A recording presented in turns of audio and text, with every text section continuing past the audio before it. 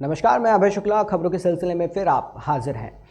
5 राज्यों के विधानसभा चुनाव में कांग्रेस की करारी हार और उसके बाद G23 के वरिष्ठ नेताओं द्वारा दोषारोपण के बाद सोनिया गांधी फिर सक्रिय नजर आ रही हैं। एक बार फिर बैठकों का दौर शुरू हो गया है। कांग्रेस पार्टी की लगातार हार, प्रियंका गांधी और राहुल गांधी पर उठ रहे सवालों के बीच सोनिया गांधी अब एक्शन में आ गई हैं। सोनिया ने पहले G23 के नेताओं से चर्चा की, फिर अब उथल पुथल भरे माहौल के बीच पार्टी के सभी महासचिवों की बैठक 26 मार्च को बुलाई है। एक तरफ G23 नेताओं का संगठन फिर से नेतृत्व बदलने की मांग कर रहा है, तो कुछ नेताओं ने तो सीधे तौर पर कांग्रेस की कमान गांधी परिवार से लेकर किसी और को देने की मांग कर डाली है। लेकिन इन सबके बीच पार्टी की अंतरिम अध्यक्ष सोनिया गांधी हालात पर नजर बनाए हुए हैं और उन्होंने पार्टी नेताओं से मौजूदा हालात को लेकर एक बैठक करने को कहा है।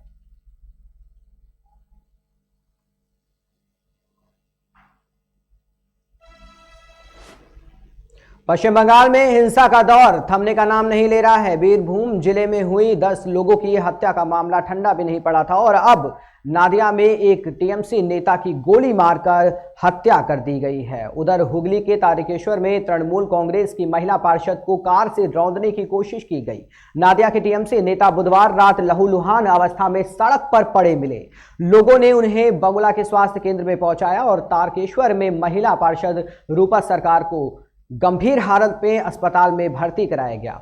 पश्चिम बंगाल में पिछले महीनों नगर निकायों के चुनाव हुए थे। इसके बाद से लगातार राजनीतिक हिंसा की घटनाएं सामने आ रही हैं। इसलिए आशंका जताई जा रही है कि बीरभूम के रामपुर हाट जैसी हिंसा कहीं नादिया में ना हो जाए। रामपुर हाट में भादु शेख की हत्या कर दी गई थी। इसके बाद 21 मार्च को पूरे जिले में हिंसा भड़क गई थी। इस हिंसा में 10 लोगों को जिंदा जला दिया गया था। इनके घरों को आग लगा दी गई थी। बड़ी संख्या में लोग घायल हुए थे और ऐसे हिंसात्मक जो वारदात है वो लगातार कहीं ना कहीं पश्चिम बंगाल से सामने आती हुई नजर आ रही हैं।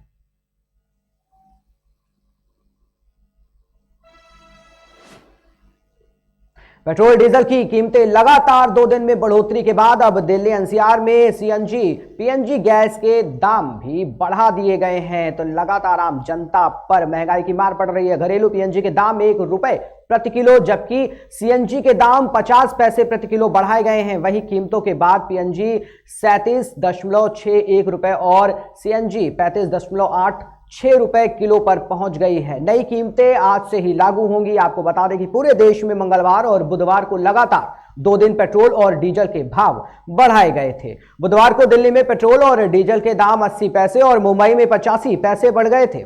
इस पर बढ़ोतरी के बाद अंडमान और निकोबार के पोर्ट ब्लेयर में पेट्रोल सबसे सस्ता यानी 84.30 रुपए प्रति लीटर और डीजल 78.52 रुपए मिल रहा है। वहीं महाराष्ट्र के परभड़ी में सबसे महंगा पेट्रोल 114.80 और डीजल 97.44 रुपए लीटर बिक रहा है।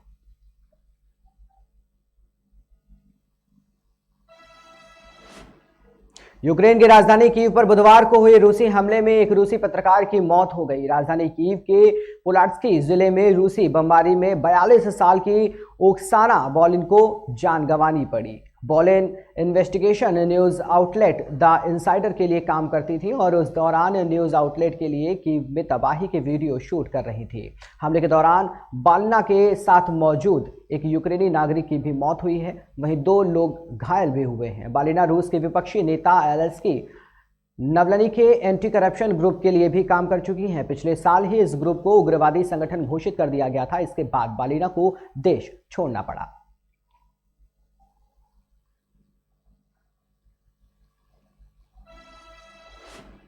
एक्ट्रेस कंगना रनौत को उनके जन्मदिन पर मुंबई के अंधेरी कोर्ट से बड़ा झटका लगा है। स्थानीय अदालत ने उनकी उस अपील को ठुकरा दिया है जिसमें उन्होंने गीतकार जावेद अख्तर द्वारा दर्ज मानहानि मामले में अदालत में पेशी से स्थायी छूट की मांग की थी।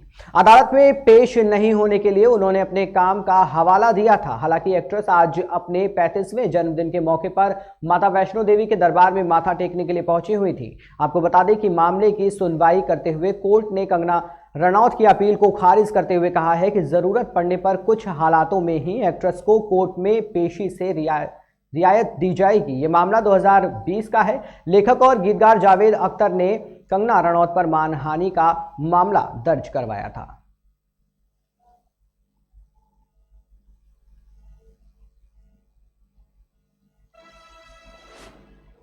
फिलहाल के लिए इतना ही। देश और दुनिया की तमाम खबरों की जानकारी के लिए बने रहिए और देखते रहिए केकेडी न्यूज़।